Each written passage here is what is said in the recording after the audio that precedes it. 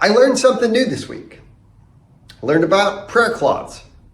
I've never really watched many televangelists, and I haven't spent much time in truly charismatic circles, so these were entirely new to me.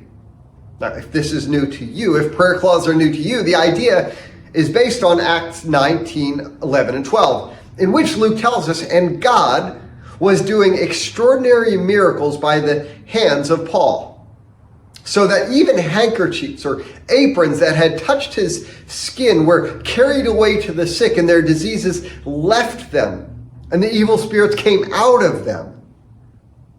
In context from Acts, we assume that while in his day job of tent making and tent repair, Paul was using these cloths to wipe his hands or his face, his brow.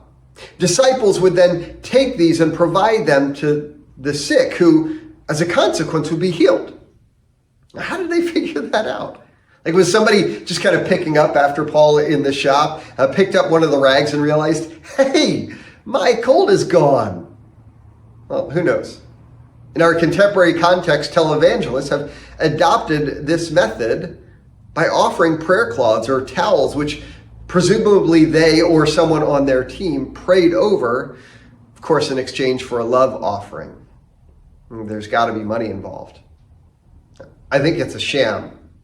And I think it's terrible how certain televangelists prey on the sick and hurting. But I don't for a minute question the reality of Paul's miracle. A little gross? Sure. Unbelievable? No way. In the Gospel of Mark, Jesus healed a woman who had been bleeding for 12 years. And all she did was touch the corner of his cloak.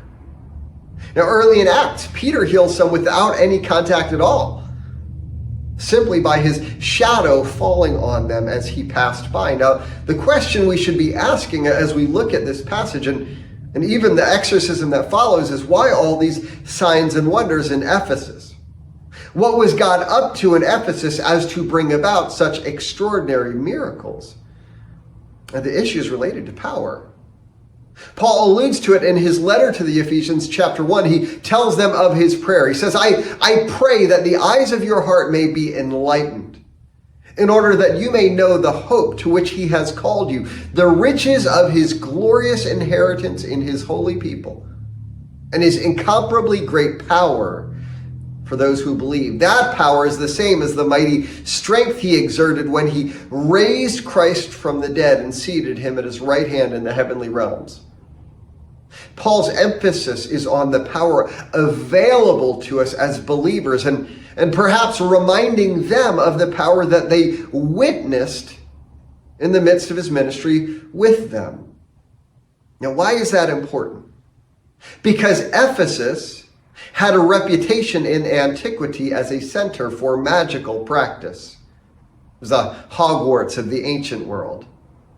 Without getting too far ahead of ourselves, we're told, beginning with verse 18, also many of those who were now believers came confessing and divulging their practices. And a number of those who practiced magic arts brought their books together and burned them in the sight of all. And they counted the value of them and found it came to 50,000 pieces of silver. Now, burning their scrolls was an action that came at significant personal cost to the new believers. It's not like they just put their scrolls up in the back of their closet figuring, well, if Christianity doesn't work out, I can always get them back out. There's no going back. In essence, what we see in Ephesus is a showdown between Jesus and the evil one, and Paul is the instrument through which Jesus' victory comes. Now, as a point of application, I don't think we should be passing around our life group leaders' workout towels. But nor should we assume that God's power working through believers is exclusively limited to the apostles or to the first century. His power is incomparable and available to all who believe. It can be a source of life and encouragement to believers and a testimony of God's power to unbelievers. May it be so in our lives for his glory, not ours. Have a blessed week.